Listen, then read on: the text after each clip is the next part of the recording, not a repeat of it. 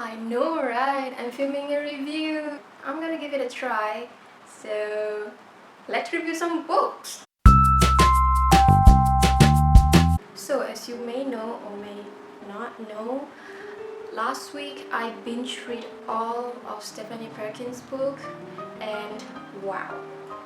First of all, I'm so proud of myself because in 1 week I read 3 books. And then in French Kiss, Lola and the Boy Next Door, and Isla and Happily Ever After. And I love all of them to pieces. So this is the spoiler-free section. I'm only going to give some infos regarding of these 3 books. So for spoilers-free people, this series is a spin-off series, which means it's not the continuation of the character from the previous books. So the first one is Anna and the French Kiss, which is about a girl named Anna gets sent off to SOAP, School of America in Paris, in her senior year, and I don't know, she discovered a lot of stuff about herself, some friendship, new friendship, old friendship, crushes, love, and all the dramas in teenage life. Next is Lola and the Boy Next Door, which is the second book in this spin-off series. It's about a girl named Lola. She loves to dress up every single day and she don't want to be the same person twice in her life, so that's unique. And one really peaceful morning, suddenly her long lost neighbor come back to their old house next to hers, and she discovered all of the truth about everything. The boy that she harbor crushes was her neighbor, and he came back and she goes down. But not really goes down because we suddenly know what's been happening in her life before this. Okay, so the last book, which is I finished last night, and oh my god, this book. It's Isla and the Happily Ever After. I can't decide which one is my favorite right now. Isla, oh my god. This book turned me into a sobbing mess because all the emotion and dramas that has been going on, and the characters, especially Isla and Josh, and I loved it. I don't want to give more of the details of this book because you need to dive into it without knowing stuff, and trust me, you're gonna love it because I love them to pieces. So that's all from the spoiler-free section. So bye spoiler-free people! Let's start from Anna and French Kiss. First of all, I love the Paris description because Paris is one of the places that I wanted to go for so long, and I finally got to read about it, although we get a glimpse of it, but I still appreciate all the writing and description that Stephanie Perkins wrote. And I also love how Anna and Étienne's relationship began with just like, okay, they don't know about each other, which is they're just acquaintances, and then they go to acquaintance, to friends, then best friend, and suddenly they realize they have a crush to each other. And I can't describe enough how much I love the storyline of this book.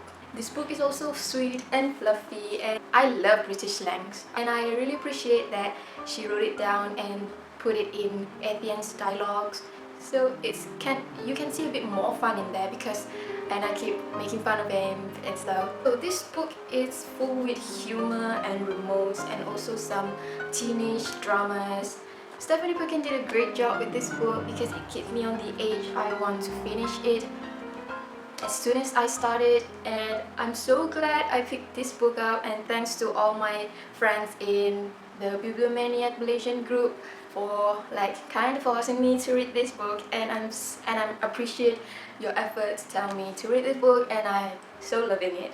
But I have a tiny little bit issues with this book. It is about the not cheating stuff. I can't really categorize what they did as cheating, but still it's kissing, because for me it's 50% cheating, 50% not cheating, because Étienne is still somebody's boyfriend.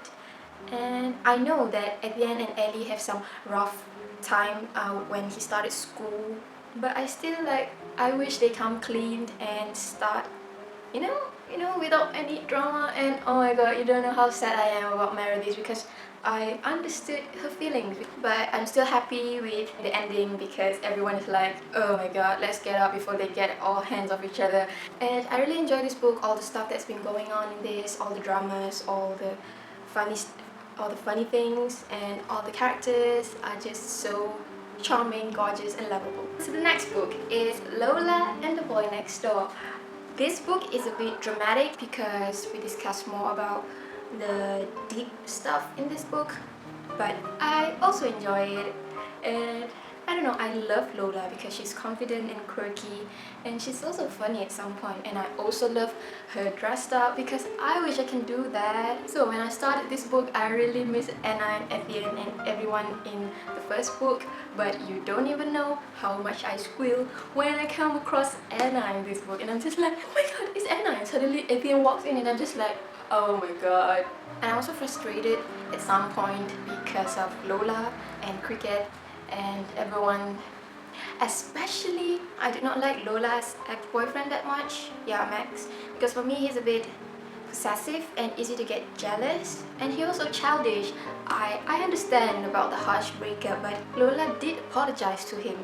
Like, she went to his house to apologize to him, and he was just like acting like a douchebag. Khalil People, it's also an interesting character for me, but sometimes I also kind of like frustrated with her because I know I get the feeling about protectiveness of a sister because I myself have a brother and I don't want my brother to get hurt. So I understand some of the things that she's done, but you still want to tear them apart. How about you just give them a chance? When she asked Lola to help her to repair her dress, and it's just like they work together and create a lovely black dress for her. That is a progress. Okay, let's talk about Cricket. I really liked him. He's just like that awkward, dorky, charming guy. He reminds me of someone. But move along. He loved to invent stuff, and his ancestor is Alexander Graham Bell, although he's like can't really accept that because he knows the truth. But I still think Cricket is a lovable, really unique character. But I also kind of frustrated with him because he didn't like make the move. But when he did, it's like the wrong time. So, but I also respect him when he said like he will wait until Lola is full Lola again, then he will ask her again. But that's really sweet and really respectful because we don't want to force anyone to be in a relationship with you when they were like heartbroken or not themselves anymore. So that's the reason that I really respected Cricket. And I also love Lola overall. She's my favorite character in this series because the journey to find herself, the journey to like cope with everything that has been happening with her life. But she really regretted all the stuff that she has done, and that needs some courage. I'm really happy when Nora give her support and stuff. So let's discuss the last book, which is Isla and the Happily Ever After. First of all, I'm in love with this book. Second of all, I bawl my eyes out for this book. And third of all, I still got the feels from this book until today, although I finished it last night. Let's talk about their relationship.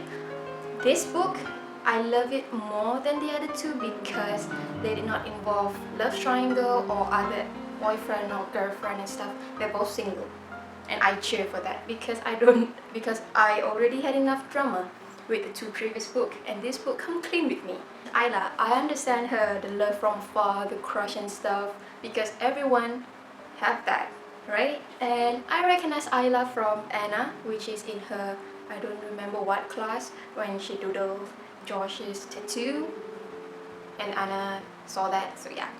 And finally we get to know more about Josh because in my opinion, Josh in Anna and the French Kids really captured my interest, and I really want to know more about him, and I'm so happy that we got a book to get to know more about him. This book is ridiculously sweet. They capture a lot of teenage dramas, the love from afar, the want to get together stuff. And Isla is a really complex character because she's shy, and although she's a shy girl, she dressed up well, she the top on her class. She also lives in Manhattan, and she has two sisters. So let's talk about Josh. As we all know, Josh in Anna and the French Kiss, he just like sidekick for Saint Clair. He loves art, and we got to see more PDA of him and Rashmi. But in this book, we got to know the real him, the really reserved and aloof Josh, and he still like shows showed his expression and feelings with Isla. That's just so sweet. And wow, Josh as a character is perfect. He also seemed like the guy that don't care about anything, but he actually care about everything, so you get the point. And I think that really makes it different from the other two. And this book, although it did not have like love triangle, it's still full with dramas, teenage dramas, insecurities dramas, and afraid to take a risk dramas. We as a human being might have been in this stage at some point, which is the state of insecurities. Like, we have relationship, but we still don't think that the person really loved us for us, and we always think that we're just like a replacement for someone else. I get that from Isla. I really feel connection with her. Although they have like some dramas for the second part of this book, the first part of this book is so freaking adorable when they get together, when Josh when Josh thought that Kurt was Isla's boyfriend. Okay, let's talk about Kurt. I love Kurt in general. He is an interesting character because of his personality and the talk straight to the point, truthful of his character. And I would like to get to know more about Kurt because he really intrigued me, like Josh intrigued me in Anna the French Kiss. This is how I feel about Kurt right now, and I don't mind if we get another book about Kurt. Last 3 or 4 chapters of this book, when all the characters like get together and and when Josh call her and talk about the pizza place, and when she entered the pizza place, Étienne is like super excited and Anna is like so happy, finally. Anna predict all of this because in the first book she said that Josh needs someone like Isla, and Josh has someone like Isla. And the part with Lola and cricket is so freaking funny when Isla described like when she looked out the window and suddenly she's like saw colorful stuff, and the colorful stuff enter the pizza place, and it's Lola. Like, oh, the proposal. I am sentimental person. That makes me tear up so bad because that is the first place that they went when they discovered Paris for the first time, when Étienne brought Anna there at the point 0 and he proposed there. Oh my god, how sweet. That makes me love Étienne even more. And the ending is perfect. And the comic, when she read the comic and Josh really drew what he expected, and I'm still gushing about this book. I love every page of it. I cried so bad last night. This book is literal perfection. And I can't help myself, after I finish this book, I imagine that in the future, after Isla and Josh got married, they have like kids playing outside in the pine tree, and Josh have like the garden rose tattoo with him, and oh my god, it's fact fiction time.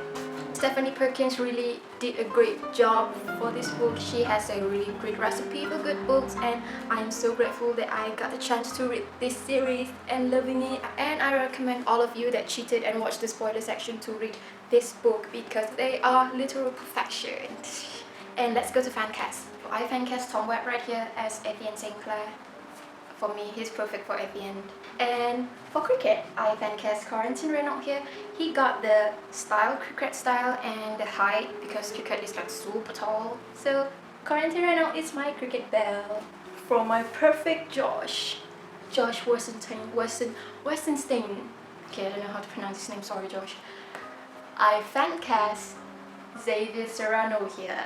He got the face and he got the expression of my Josh, of how I imagine Josh, and he's perfect. Oh, and I'm sorry if I didn't discuss some of the stuff that's been going on because I'm so excited.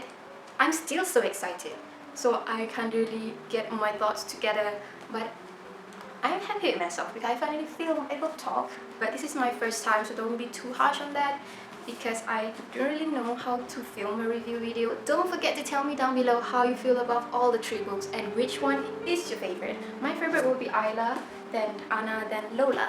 And who is your favorite female and male characters? Mine will be Lola as the female and Étienne St. Clair as the male.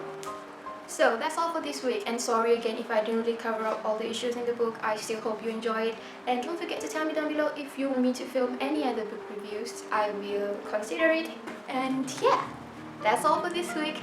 I'm Amelia. Talk to you guys next time. Ciao! And loving it, and I can keep it with myself. Ooh.